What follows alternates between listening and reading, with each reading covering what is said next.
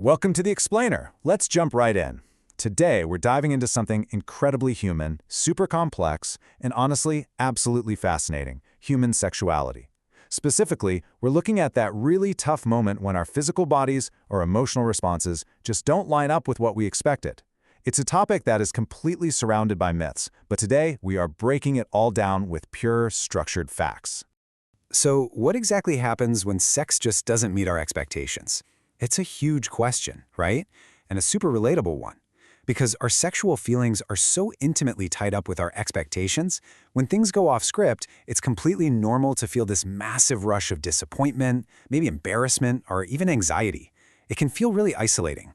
Well, get this. 50%. The legendary researchers Masters and Johnson actually estimated that half of all married couples will deal with a diagnosable sexual problem at some point.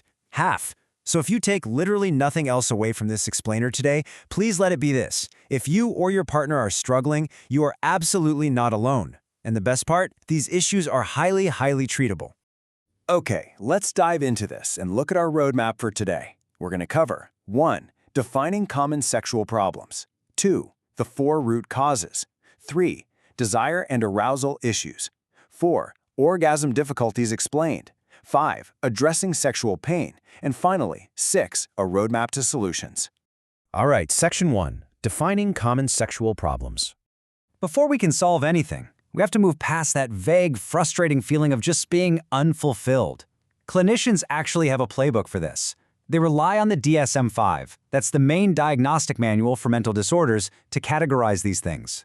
For an issue to be officially diagnosed as a clinical problem, it generally has to stick around for at least 6 months, and crucially, it has to cause you significant emotional distress. Professionals look at this on 2 dimensions. First, duration. Is it lifelong, meaning it's always been this way, or is it acquired, meaning it just started happening recently? And second, context. Is it generalized, happening in every single situation, or situational, where it only pops up under specific circumstances? Moving right along to Section 2, the 4 root causes. To stop the blame game, we really have to look at where these issues actually come from. You can't fix a problem if you don't know the source. And almost all sexual problems can be traced back to one or more of 4 overarching pillars. We've got medical or biological issues, individual psychological factors, relationship struggles, and differing cultural expectations. If we zoom in on the medical and psychological pillars, it's wild how connected the mind and body really are. Medically speaking, things like alcohol or recreational drugs can totally inhibit function. But you know what's a super common, often overlooked culprit? Prescription meds, specifically SSRI antidepressants, which can have massive sexual side effects. On the psychological side, intense feelings, fear, stress, anxiety, they literally trigger your nervous system's fight or flight response. When your brain senses danger, it just short-circuits your arousal. Game over. And when we look at the relationship pillar, it's like a domino effect. A breakdown in one area, let's say a lack of trust or maybe just poor communication, that spills over into anger. Then you get conflicting expectations and eventually a loss of respect. It acts as a cyclical trap. Even if your body's working perfectly, a crack in the relationship foundation acts as direct fuel for sexual difficulties. Let's jump into Section 3, desire and arousal issues.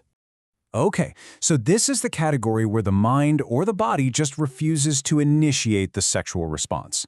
For guys, we see 2 main diagnoses here.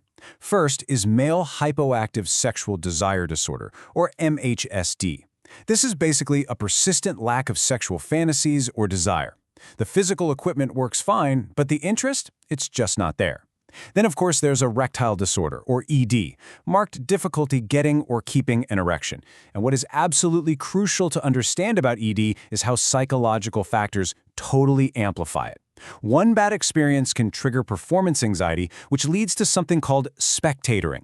This is when, instead of being present in the moment with a partner, a guy is essentially mentally hovering outside himself, grading his own performance, which, as you can guess, only makes the problem so much worse.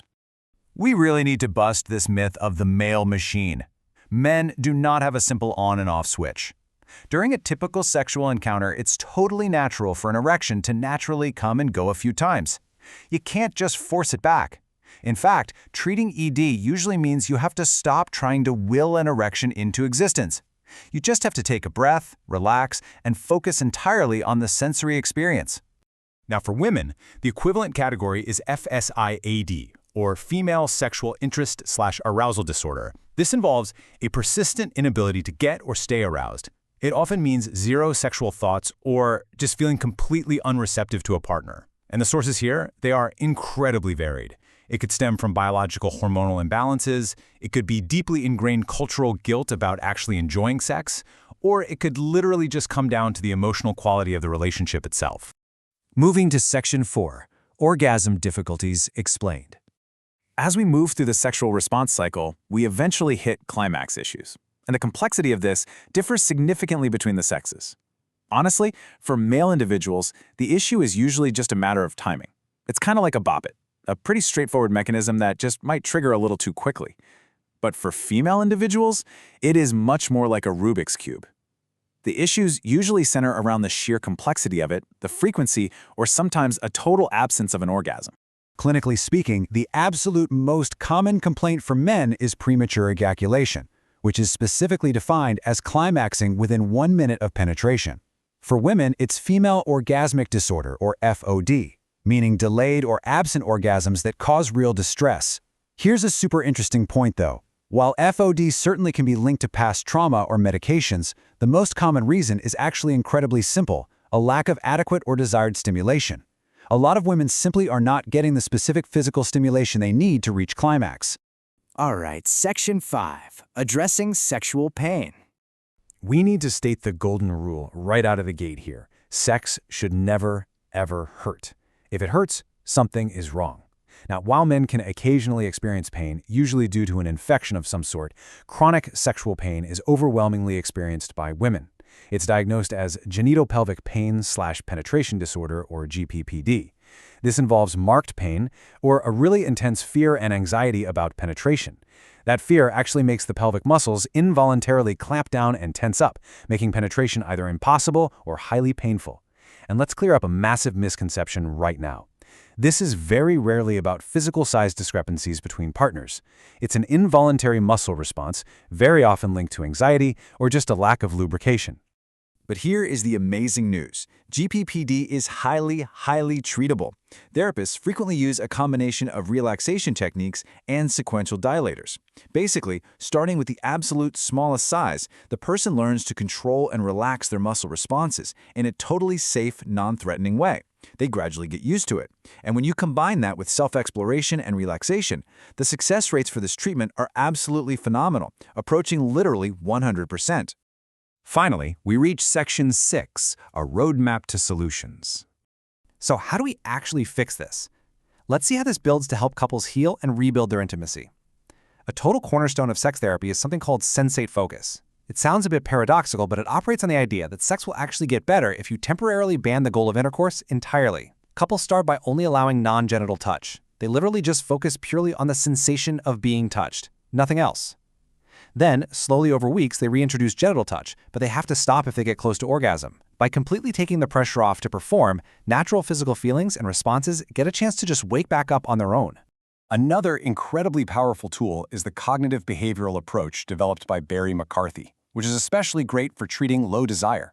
McCarthy's whole framework emphasizes that a loss of desire is a shared couple's problem. It's not just one person's fault. It's all about replacing self-defeating beliefs.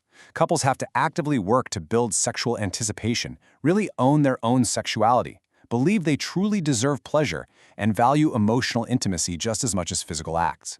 And we absolutely have to talk about the New View model for women's sexual problems. This is an incredibly empowering perspective. It pushes back super hard against this modern trend to just medicalize every issue and hand out a pill. The New View argues that women's sexuality requires a much broader lens. You simply cannot treat a physical symptom if you are ignoring sociocultural ignorance, completely unequal dynamics in a relationship, past psychological trauma, or even just the exhausting reality of balancing work and family obligations. So I want to leave you with this really provocative question. When things go wrong in the bedroom, are we really just trying to cure some isolated medical glitch? Or do we fundamentally need to heal our relationships, the way we communicate, and our cultural expectations first? True healthy sexuality is so deeply, undeniably intertwined with our overall humanity. Thank you so much for joining me on this explainer today. I really hope this structured breakdown empowers you to reflect on your own lives and relationships. Keep learning, keep exploring, and I'll see you next time.